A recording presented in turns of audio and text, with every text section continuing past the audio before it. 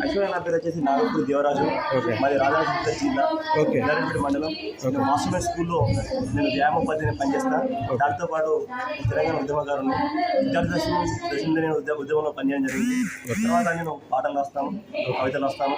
అంటే ఈరోజు విషయం ఏంటంటే మాకు ఒకటి తెలంగాణ ఉద్యమంలో గుర్తింపు ఒక బాధ మాకు ఉంటే మాకు ఈ తెలంగాణ సాహిత్య ఆధ్వర్యం ఇక్కడ మాకు ఈరోజు ఇలాంటి ఒక ఏర్పాటు చేసి సత్కారం చేయడం ద్వారా మాకు రాష్ట్ర స్థాయిలో ఈరోజు ఉగాది పర్వదిన సందర్భంగా గుర్తించడం మాకు ఎంతో ఆనందదాయకం.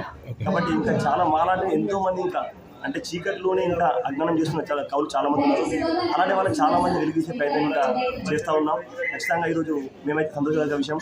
కాబట్టి ఇంకా ఎంతో మందికి అవకాశం కలగాలి. నా పేరు నాగపూడి దేవరాజు. యాక్చువల్గా రచయితగా మీరు ఏమేమి రాశారు? యాక్చువల్గా నేను బాలల కవితలు రాస్తాను. యాక్చువల్గా కవితలు, రచనలు, వాటితో పాటు సాహిత్యం అనేది నాకు చాలా ఇష్టం. కాబట్టి పిల్లల్లో మోరల్ వాల్యూస్, ఎథిక్స్ ఎట్లా మనం మేము పెంపొందించాలని కాన్సెప్ట్ తీసుకోవడం జరిగింది. ఈరోజు అదే ఒక మూడుతో ఇక్కడికి రావడం జరిగింది. ఇంకా కూడా చాలా మంది ఇంకా అది ప్లానింగ్ చాలా ఉంది. కొన్ని కవితలు, రచనలు పిల్లలతో రాయించి కూడా ఒక వేరే బుక్ రిలీజ్ చేసే అవకాశం కూడా ఖచ్చితంగా తీసుకుంటున్నాం. ఈరోజు ఇంత గొప్ప వేదిక మీద మీరు లెజెండరీ చైర్మన్ అవార్డు కూడా అందుకున్నారు. యంగ్ పర్సన్గా మీకు ఎలా అనిపించింది? చాలా హ్యాపీ అనిపించింది సార్. యాక్చువల్గా ఎందుకంటే అంతరించిపోతున్నాను ఏమంటున్నా అంటే కవిత జయంతులు అనేది తెలంగాణ రాష్ట్రంలోని ఉద్యమ సందర్భంలో చాలా మంది ఎంతో మేము రోడ్లపై వచ్చి 1 వరకు అలాంటి కార్యక్రమం చేయడం జరిగింది. దానిలోనే భాగంగా ఇప్పటి వరకు మాకు ఎలాంటి గుర్తింపు లేదు. నేను ఒక 7th 8th క్లాస్ నుంచి నేను ఉద్యమంలో అప్పుడు నా ఏజ్ వచ్చేసి 12 years 13 years యాక్చువల్గా. అప్పుడు నేను రోడ్లపై వచ్చి ఉద్యమం చేయడం జరిగింది.